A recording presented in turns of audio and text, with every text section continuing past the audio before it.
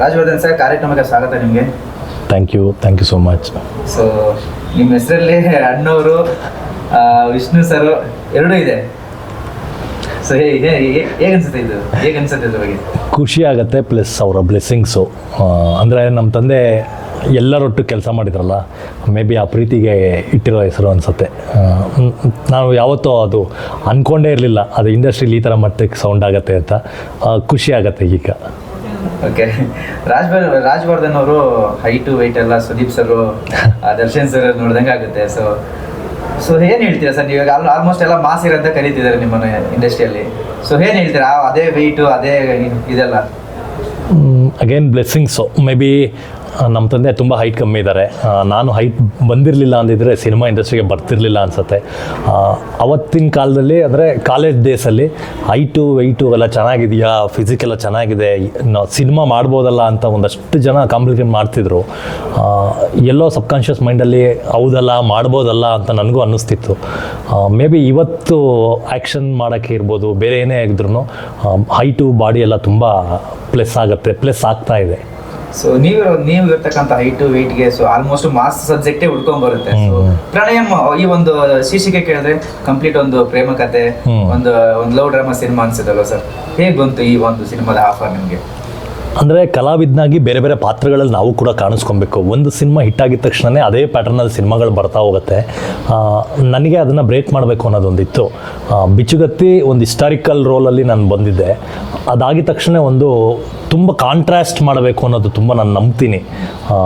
ಅಂಥ ಟೈಮಲ್ಲಿ ಬಂದಿದ್ದಂಥ P2 ಪ್ರೊಡಕ್ಷನಿಂದ ಬಂದಿದ್ದಂಥ ಒಂದು ಆಫರ್ ಇದು ಪ್ರಣಯಮ್ಮು. ತುಂಬ ಚೆನ್ನಾಗಾಗತ್ತೆ ಅನ್ನೋ ಒಂದು ಸ್ಟ್ರಾಂಗ್ ಕಂಟೆಂಟರ್ ಇಟ್ಕೊಂಡು ಬಂದಿದ್ದರು. ಆ ಪರ್ಫಾರ್ಮೆನ್ಸ್ಗೆ ನಿಮಗೆ ತುಂಬಾ ಸ್ಕೋಪ್ ಇದೆ. ಅಂದರೆ ನೀವು 9th ಮೇಲೆ ಹೇಳ್ತೀರಾ, ಪರ್ಫಾರ್ಮೆನ್ಸ್ ಬಗ್ಗೆನೇ ಮಾತಾಡ್ತೀರಾ. ಅದಕ್ಕೆ ತುಂಬ ಚಾಲೆಂಜಿಂಗ್ ಆಗಿರೋ ಒಂದಷ್ಟು ಪರ್ಫಾರ್ಮೆನ್ಸ್ಗಳು ಬೇಕಾಗಿತ್ತು. ನಿಮಗೆ ಸೆಕೆಂಡ್ ಹಾಫಲ್ಲಿ ಡೈಲಾಗ್ಸ್ಗಳು ತುಂಬ ಕಮ್ಮಿ ಇದೆ, ಪರ್ಫಾರ್ಮೆನ್ಸ್ ಮೇಲೆ ಹೋಗುತ್ತೆ. ತುಂಬ ಸ್ಕೋರ್ ಮಾಡಬೇಕಾಗಂಥ ಪಾತ್ರ ಅದು ಗೌತಮ್ ಅನ್ನೋ ಒಂದು ಕ್ಯಾರೆಕ್ಟರು. ನನಗೆ ಇದು ತುಂಬ ಪ್ಲಸ್ ಆಗುತ್ತೆ. ನನ್ನ 2ನೇ ಸಿನಿಮಾ ಆಗಿದ್ದು ತೊಗೊಂಡ್ರೆ ನನಗೆ ಚೆನ್ನಾಗಾಗತ್ತೆ ಅನ್ನಿಸ್ತು. ಅದಕ್ಕೋಸ್ಕರ ನಾನು ಈ ಸಿನಿಮಾನ ಒಪ್ಕೊಂಡೆ. ಅದ್ಭುತವಾಗಿ ಶೂಟ್ ಮಾಡಿದ್ದಾರೆ, ತುಂಬ ಚೆನ್ನಾಗಿ ರೆಸ್ಪಾನ್ಸ್ ಸಿಕ್ಕಿದೆ. ಏನೋ ಒಂದು ಆಗತ್ತೆ ಅನ್ನೋ ಒಂದು ನಂಬಿಕೆ. ಸೊ ನಿರ್ಮಾಪಕರು ಅವಾಗ ಹೇಳ್ತಿದ್ರು ಅವಾಗಲೇ, ಸೊ ನಾವು ಈ ಕಥೆನ ರಾಜವ್ರಿಗೆ ಇದು ಮಾಡಿದಾಗ ಸೊ ಅವರು ಅವಾಗ ಇದ್ದಂಥ ಮೈಕಟ್ಟು ತುಂಬ ಜೋರಾಗಿತ್ತು, ಹೆವಿ ವೆಯ್ಟ್. ಹೌದು. ಸೊ ಅವ್ರು ಹೇಳಿದ್ರು. ಸೊ ಅದನ್ನೆಲ್ಲ ಯಾವ ರೀತಿ ನೀವು ತಯಾರಿಗಳು ಮಾಡ್ಕೊಂಡ್ರಿ ಸರ್ ಕಂಪ್ಲೀಟ್? ಯಾಕಂದ್ರೆ ಮಾಸ್ ಆಗಿದ್ರಿ ಅವಾಗ ನೋಡಿ. ಹೌದು, ಅಂದರೆ ಬಿಚ್ಚುಗತ್ತಿ ಶೂಟ್ ಆಗಿ ಇನ್ನೇನು ರಿಲೀಸ್ ಡೇಟ್ ಅನೌನ್ಸ್ ಆಗೋ ಟೈಮಲ್ಲಿ ನನಗೆ ಬಂದಿತ್ತಿದ್ದು. ಅದಾದಮೇಲೆ ಏನಾಯಿತು, ಅಡ್ವಾನ್ಸ್ ಆಯಿತು, ಕತೆ ಕೇಳಿದೆ. ಒಂದು ಫಾರಿನ್ ರಿಟರ್ನ್ ಕ್ಯಾರೆಕ್ಟರ್ ಇದು, ಒಬ್ಬ ಗಂಡ ಹೆಂಡತಿ ಮಧ್ಯದಲ್ಲಿ ನಡೆಯುವಂಥ ಒಂದು ಕತೆ ಇದು, ಜಸ್ಟ್ ಮ್ಯಾರಿಡ್ ಕಪಲ್ಸ್. ಸೊ ಇದಕ್ಕೆ ಇಷ್ಟು ಮಾಸ್ ಬೇಕಾಗಿರಲಿಲ್ಲ. ಅಂದರೆ ಬಿಚ್ಚುಗತ್ತಿ ಭರಮಣ್ಣನ ನಾಯಕನಿಗೆ ಒಬ್ಬ ವಾರಿಯರ್ ಆಗಿ ಅಷ್ಟು ಬಾಡಿ ಬೇಕಾಗಿತ್ತು, ಲಾಂಗ್ ಹೇರ್ ಬೇಕಾಗಿತ್ತು, ಬಿಯರ್ಡ್ ಬೇಕಾಗಿತ್ತು. ಈ ಪಾತ್ರಕ್ಕೆ ಅದೆಲ್ಲ ಬೇಡ ಆಗಿತ್ತು. ಸಡನ್ನಾಗಿ ನಿಮಗೆ ಕೋವಿಡ್ ಆಯಿತು ಆ ಟೈಮಲ್ಲಿ. ಆ ಟೈಮು ನನಗೆ ತುಂಬ ಯೂಸ್ ಆಯಿತು. ಆ್ಯಕ್ಚುಲಿ ನಾನು ಬಾಡಿನ ಕಟ್ ಡೌನ್ ಮಾಡಿ ಬೇರೆ ಹೇರ್ ಸ್ಟೈಲ್, ನಮ್ಮ ಹೇರ್ ಸ್ಟೈಲಿಸ್ಟ್ ಪ್ರಶಾಂತ್ ತುಂಬ ಚೆನ್ನಾಗಿ ಒಳ್ಳೆ ಲುಕ್ ಮಾಡಿಕೊಟ್ರು. ತುಂಬ ಚೆನ್ನಾಗಿ ಕಾಣಿಸುತ್ತೆ.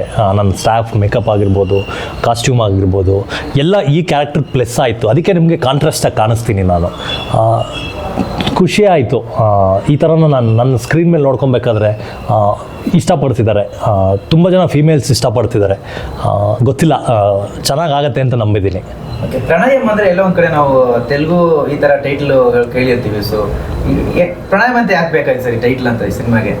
ಅಂದರೆ ಪ್ರಣಯಂ ಅಂದರೆ ನಿಮಗೆ ಇದೊಂದು ಸ್ಯಾನ್ಸ್ಕ್ರಿಟ್ ವರ್ಡು, ಶೃಂಗಾರ ಅಂತ. ನಿಮಗೆ ಗಂಡ ಹೆಂಡತಿ ಮಧ್ಯದಲ್ಲಿ ನಡೆಯುವಂಥ ಒಂದು ಕತೆ ಅಂತ ನಾನು ನಿಮ್ಗೆ ಆಗಲೇ ಹೇಳಿದೆ. ಅಂದರೆ ಸ್ವಂತ ಫ್ಯಾಮಿಲಿಲೇ ಅವಳನ್ನೇ ಮದುವೆ ಆಗ್ತೀನಿ ಅಂದ್ಬಿಟ್ಟು ಹುಡುಗ ಬಂದಿರ್ತಾನೆ, ಫಾರಿನಿಂದ ಬಂದಿರ್ತಾನೆ. ಆ ಹುಡುಗಿನ ಮದುವೆ ಆಗಿ ಅವರಲ್ಲಿ ಒಂದಿರುತ್ತಲ್ಲ, ಒಂದು ಫಸ್ಟ್ ಅನ್ನೋದು ಒಂದಷ್ಟು ಇರುತ್ತಲ್ಲ, ಅದ್ರ ಮಧ್ಯದಲ್ಲಿ ನಡ್ಕೊಂಡು ಅದಾದಮೇಲೆ ನಿಮ್ಮ ಕತೆ ಓಪನ್ ಆಗುತ್ತೆ. ಅದೇನು ಎಂತು ಅಂತ ನಿಮಗೆ 9th ಗೊತ್ತಾಗುತ್ತೆ. ಸೊ ಅವತ್ತು ನೀವು ಪ್ರಣಯಂ ಅನ್ನೋ ಕತೆಗೆ ಇದು ಬೆಸ್ಟ್ ಟೈಟಲ್ ಅನಿಸುತ್ತೆ. ನಿಮ್ಗೆ ನೋಡಿದ್ರೆ ಗೊತ್ತಾಗುತ್ತೆ. ಅದು ನಿಮಗೆ ಪ್ರಣಯಂ ಅಂದರೆ ಒಂದು ಲವ್ ಸ್ಟೋರಿ ಪ್ಯಾಟರ್ನಲ್ಲಿ ಡಿಸೈನ್ ಮಾಡಿಲ್ಲ. ಒಂದಷ್ಟು ವಿಷಯಗಳು ಇದರಲ್ಲೇ ಇದೆ. ಬ್ಲಡ್ ಇದೆ, ನಿಮಗೆ ಬೇರೆ ಬೇರೆದು ಏನೇನೋ ಇದೆ, ಒಂದಷ್ಟು ಎಲಿಮೆಂಟ್ಸ್ ಇದೆ. 9th ಗೊತ್ತಾಗುತ್ತೆ ನಿಮಗೆ ಅದು. ನಿಮ್ಮ ತಂದೆಯವರು ಸಿನಿಮಾ ನೋಡಿದಾರೆ sir? Nagesh sir Pranayam cinema ನೋಡಿದ್ದಾರೆ? ಇಲ್ಲ, ಪ್ರಣಯಂ ಸಿನಿಮಾನ ಯಾರು ಕೂಡ ನೋಡಿಲ್ಲ. ನೋಡಿಲ್ಲ, ಇನ್ನೂ ಇನ್ನೂ ನೋಡಿಲ್ಲ? ನಾನು ನೋಡಿಲ್ಲ. ನನಗೂ ಇವಾಗ ಯೂಟ್ಯೂಬಲ್ಲಿ ಟ್ರೈಲರ್ಸ್ಗಳು ಆಡಿಯನ್ಸ್ ಥರ ನನಗೂ ತುಂಬ ಫ್ರೆಶ್ ಆಗಿದೆ. ಅಂದರೆ ನಾವು ಇದಾದಮೇಲೆ ಇನ್ನೂ 2-3 ಸಿನಿಮಾ ಶೂಟ್ ಮಾಡಿದ್ದೀವಲ್ಲ, ಮರ್ತಿರ್ತೀವಿ ನಾವು ಅದನ್ನು. ಈಗೆಲ್ಲ ತುಂಬ ಫ್ರೆಶ್ಶಾಗಿ ಕಾಣಿಸ್ತಿದೆ. ನಾನು ನಮ್ಮ ತಂದೆ, ನನ್ನ ಇಡೀ ಫ್ಯಾಮಿಲಿ 9th ಎಲ್ಲ ಒಟ್ಟು ಕೂತ್ಕೊಂಡು ಸಿನಿಮಾ ನೋಡ್ತೀವಿ. ಓಕೆ, ನಿರ್ದೇಶಕರ ಬಗ್ಗೆ ಹೇಳಿದ್ರೆ, ಸೊ ಸೆಟಲಲ್ಲಿ ಯಾವ ರೀತಿ ಇರ್ತಿದೆ ಸರ್, ನಿಮ್ಮನ್ನೆಲ್ಲ ಯಾವ ರೀತಿ ಹ್ಯಾಂಡಲ್ ಮಾಡ್ತಿದ್ರೆ ಅಂತ? ನಿರ್ದೇಶಕರಿಗೆ ಒಳ್ಳೆ ಎಕ್ಸ್ಪೀರಿಯನ್ಸ್ ಇದೆ. ಒಂದು 15 ಇಯರ್ಸ್ ಜರ್ನಿ ಇದೆ ಇಂಡಸ್ಟ್ರಿಯಲ್ಲಿ. ಅಸೋಸಿಯೇಟ್ ಆಗಿ, ಅಸಿಸ್ಟೆಂಟ್ ಆಗಿ ಕೆಲಸ ಮಾಡಿದ್ದಾರೆ. ಅವರು ಜೀವನ ಕಟ್ಕೋಬೇಕು ಅಂತ ಸುಮಾರು ಕಷ್ಟಪಟ್ಟಿದ್ದಾರೆ. ಅವ್ರಿಗೂ ಒಂದು ಒಳ್ಳೆ ಸಿನಿಮಾ ಆಗಲಿ ಇದು. ಚೆನ್ನಾಗಿ ಹ್ಯಾಂಡಲ್ ಮಾಡಿದ್ರು.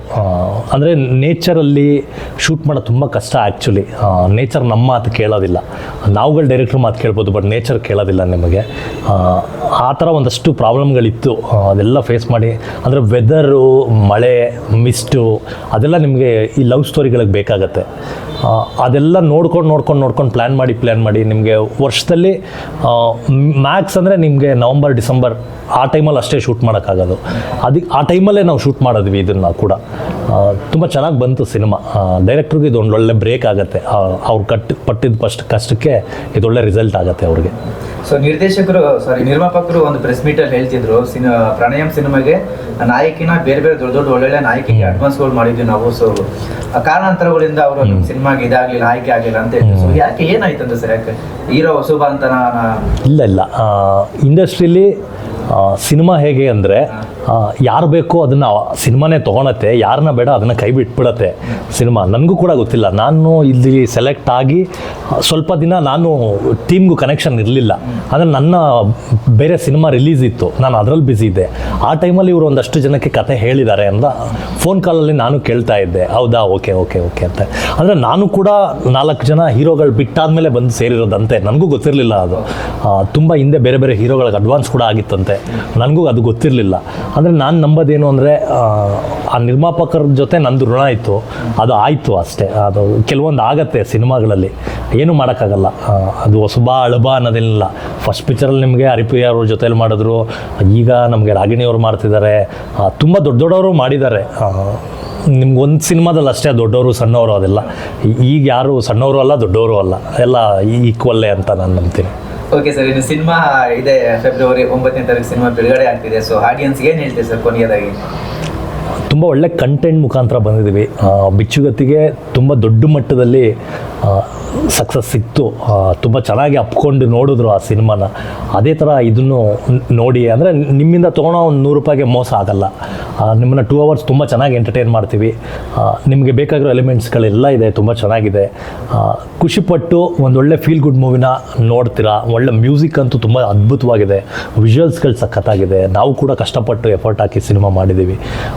ನಿಮಗೆ ಚೆನ್ನಾಗಿದೆ, ನಿಮ್ಗೆ ಚೆನ್ನಾಗಿ ಅನಿಸುತ್ತೆ, ತುಂಬ ಚೆನ್ನಾಗಿ ಆಗುತ್ತೆ ಕೂಡ cinema. Thank you sir, thank you so much. Thank you sir, thank you so much.